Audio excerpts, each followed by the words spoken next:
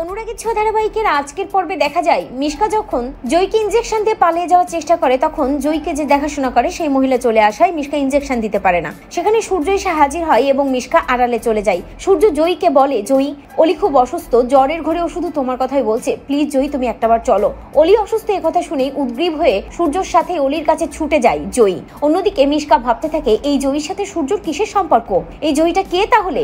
এ তো সাক্ষ্য সরকারের মেয়ে, কিন্তু সূর্য কেন একে এত আপন করে নিচ্ছে কিছুই বুঝতে পারছি না, কেনই বা ওকে এত চেনা চেনা লাগছে।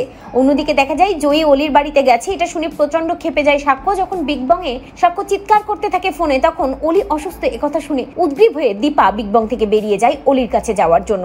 কিন্তু সাক্ষ্য দীপাকে বলে যে অলির কাছে গেলে অলি আবার তাকে অপমান করবে এবং সেখানে জয়ী আছে, জয়ী এই অপমান নিতে পারবে না, জয়ীর খুব কষ্ট হবে, জয়ী মানতেই পারবে না তার বন্ধু অলি তার মাকে এভাবে অপমান করছে। তবে সাক্ষ্যর কোনো কথাই দীপা শোনে না, দীপা অলির কাছে যাওয়ার জন্য বেরিয়ে পড়ে। অন্যদিকে দেখা যায় অলি জ্বর অবস্থায় জ্বরের ঘরে শুধুমাত্র জয়ীর কথা বলতে থাকে এবং নিজের মাকে অভিযোগ দিয়ে বলতে থাকে, মা আমাকে মারতে চেয়েছিল, বাবা তুমি প্লিজ চারুকে বিয়ে করো, আমি মাকে ভুলে যেতে চাই। ঠিক তখনই জয়ী অলির কাছে গিয়ে বসে, অলির হাতটা ধরে ভাবতে থাকে, হিংসুকুটি তুমি কেন বারবার বলো যে মা তোমাকে মারতে চেয়েছিল, মা তো সেই কবেই মরে গেছে, মা কিভাবে তোমাকে মারতে চাইলো, আর তুমি কেনই বা এইভাবে মাকে অভিযোগ দিয়ে কথা বলো? আমি জানি না হিংসুকুটি, তুমি সুস্থ হয়ে ওঠো, তবেই না তোমার কাছে আমি জবাব চাইবো।